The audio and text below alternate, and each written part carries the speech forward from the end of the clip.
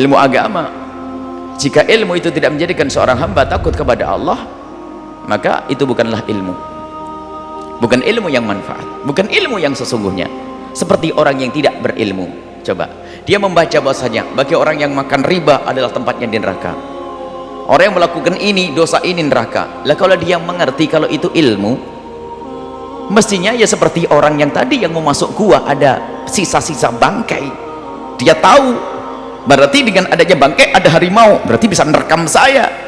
Yakin katanya dia ahli iman, katanya dia orang kenal Al-Quran, baca Al-Quran, ini nggak boleh, ini haram, hadis Nabi halal, ini haram, ini haram. Lah kok masih tidak menjadikan takut kepada Allah, maka itu bukanlah ilmu, dia bukanlah ilmu.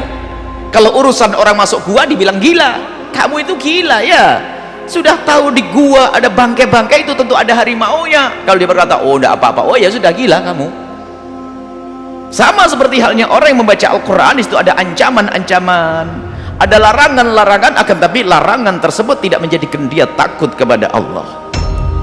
Maka berarti kesimpulannya orang yang sangat sederhana cara berpikirnya pun akan berkata, berarti itu tidak seperti orang tidak punya ilmu, ngerti tapi tidak punya ilmu, ngerti tapi seperti tidak punya ilmu. Kenapa? Ilmu tidak berguna baginya, tidak menjadikan dia semakin takut kepada Allah. Dengar riwayat tentang macam-macam, tentang ancaman-ancaman, dan itu disebut oleh Rasulullah SAW tentang ulama-ulama su, ulama-ulama yang jelek. Ilmu yang didapat tidak menjadikan takut kepada Allah. Bahkan dalam hadis Nabi SAW, man izdada ilman walam yazdad huda, ilmu sendiri, hudan petunjuk batin, Allah berikan hidayah. Man izdada ilman walam yazdad hudan lam yazdad minallahi illa bu'da. Yang tambah ilmu tapi tidak tambah hidayah, nggak ada insyaf yang tambah, maka bukan tambah dekat kepada Allah, tapi tambah jauh kepada Allah Subhanahu wa taala. Dan sekarang kita perlu koreksi diri kita sendiri. Kita berilmu atau tidak? Berilmu ya berilmu. Kadang-kadang memang perlu dicontohkan kayak tadi harimau, atau sekarang ada ini obat, ini racun. Racun itu berbahaya. Lah kalau ada orang ini sudah tahu racun kemudian dia masih minum, itu orang frustasi, stres. Sudah tahu racun, berarti ilmunya tidak berguna. Biarpun dikasih tahu 1000 orang tetap tidak berguna. Karena apa? Dia nggak berakal lagi. Sudah dikasih racun, 1 orang sampai masjid, jangan diminum, itu racun, air keras. Berarti ini ilmu bagi dia, dikasih tahu ilmu. Tapi apakah ilmunya menjadi dia benar? Tidak, tetap diminum karena dia stres, gila. Ya seperti itulah. Maka subhanallah, ini adalah satu teguran keras dari Imam Ibn Athaillah As-Sakandari.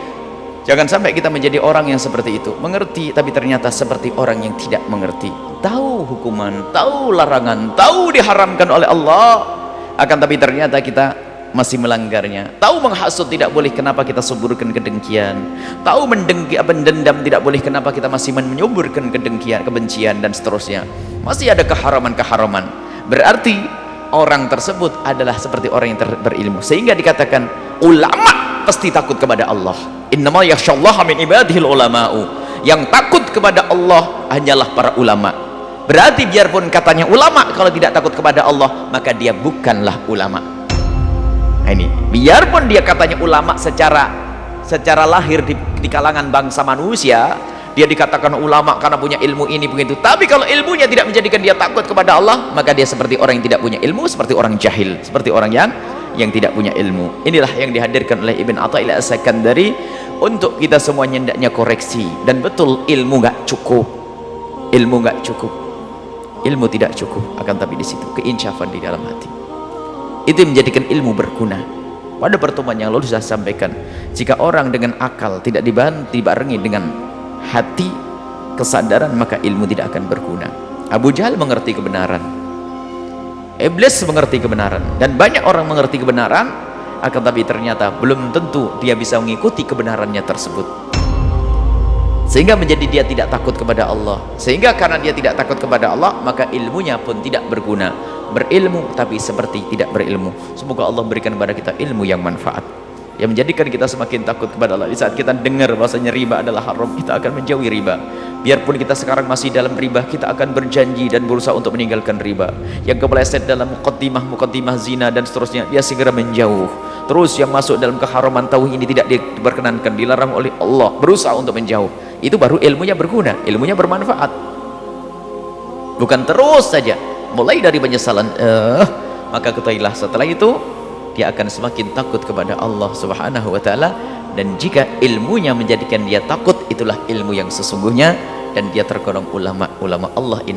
Innama yakhsyallaha min ibadihil ulama, wallahu a'lam bisawab.